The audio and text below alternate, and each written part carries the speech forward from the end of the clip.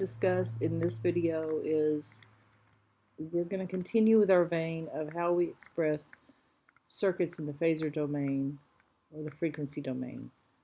So when we apply a phasor transform in circuit analysis, we basically have to do two steps. The first step is we have to find the relationship between the phasor current and the phasor voltage at the terminals of circuit elements. So this section is going to discuss that. The second thing we'll have to do is we'll have to do the phasor domain version of Kirchhoff's laws, which really is the same as Kirchhoff's laws. It's just done in using phasor voltages and currents instead of DC voltages and currents. So everything in a phasor analysis is going to work just like a DC analysis because we temporarily, when we do a phasor transform, we get rid of the time domain. So a resistive element that carries a sinusoidal current can be sketched in the time domain in the following way. Passive sign convention, voltage is a function of time, current is a function of time. And if we assume the current has some magnitude I sub m and some phase theta sub I, we can rewrite the current in the phasor domain as Im angle theta.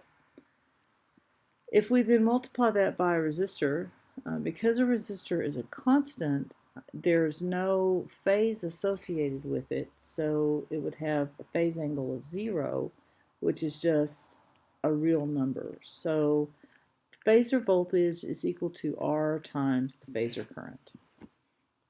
So we can rewrite the relationship between current and voltage in the phasor domain for a resistor as V is equal to I times R.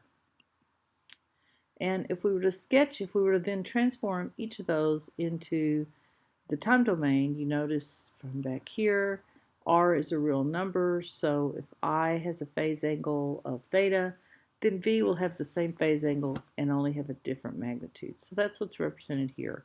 And when you have a situation like this, where the voltage and the current have the same phase angle, you say that the voltage and the current are in phase. All right, if we now look at an inductor, where we once again assume our current time variation has the same form. Remember the current voltage relationship in the time domain, V is L di dt, and when we take the derivative of that cosine function, we generate the following expression. If we now want to transform this voltage into the phasor domain, because we've based everything on the cosine, we're going to convert, using trig identity, the sine function to a cosine function. Now when we express this as a phasor, we're going to take the magnitude here and the phase angle here, and we're going to put that into our expression for the voltage. So here's our magnitude and here's our phase. We can separate this phase into two parts, the theta sub I part and the e to the minus j90 part. And if you take this one and you plug it into Euler's expression, what you get out of that is -1. So if we replace this e to the minus j90 with -1, then the sign here becomes positive, and we end up with a phasor voltage of j omega L times the phasor current. So if we were to try to think of this in terms of Ohm's law, this current is just I the phasor. So we have V is j omega L times I the phasor. So this j omega L in an Ohm's law is taking the role of the resistor if we had a resistance. So we can express this as V is j omega L times I, where this is Ohm's law, but instead of an R, we have j omega L. This is referred to as an impedance, and j omega L is referred to as an inductive impedance. And so the frequency domain circuit for that inductor is when we transform it from a time domain circuit to a phasor domain circuit, we replace the inductor with j omega L. This, by the way, has units of ohms. V is now a phasor voltage, I is a phasor current. When we transform circuits to the phasor domain, whether it's an individual element or an entire circuit, we have to transform the whole circuit. So you can't transform like part of the circuit to the phasor domain and leave part of it in the time domain.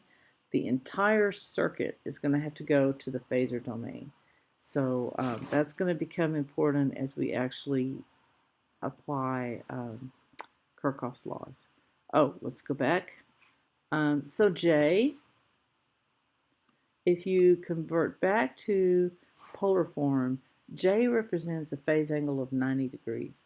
So we could write this as omega L angle 90.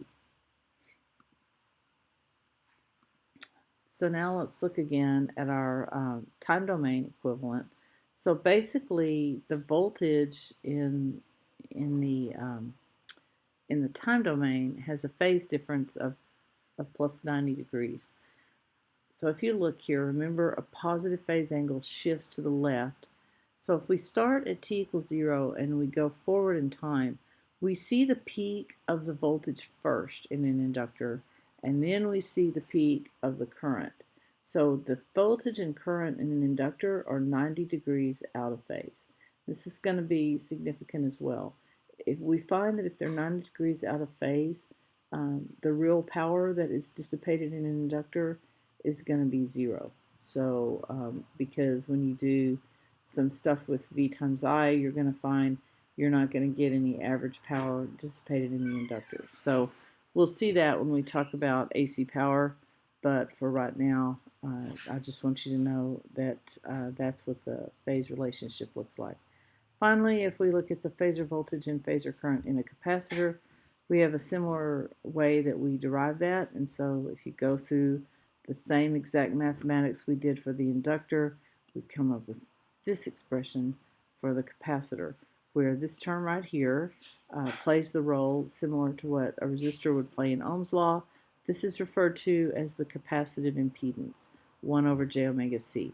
It is often written as minus j over omega c by doing a complex number operation, multiplying that fraction by j over j. So here's what that looks like. In the phasor domain, we would do a replacement for the capacitor with a capacitive impedance, 1 over j omega c. We have a phasor voltage and a phasor current.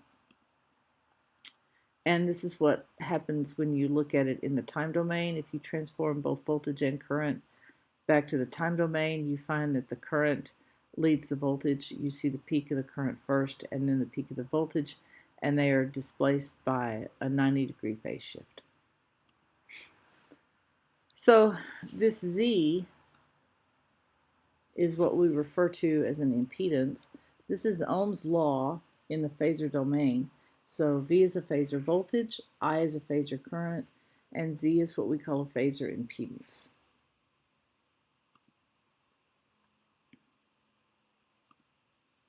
So here is a table that shows impedances for the different elements, and it also will show what we call the reactance. So the reactance is the term that multiplies J. So inductors have a reactance, capacitors have a reactance, resistors do not have a reactance.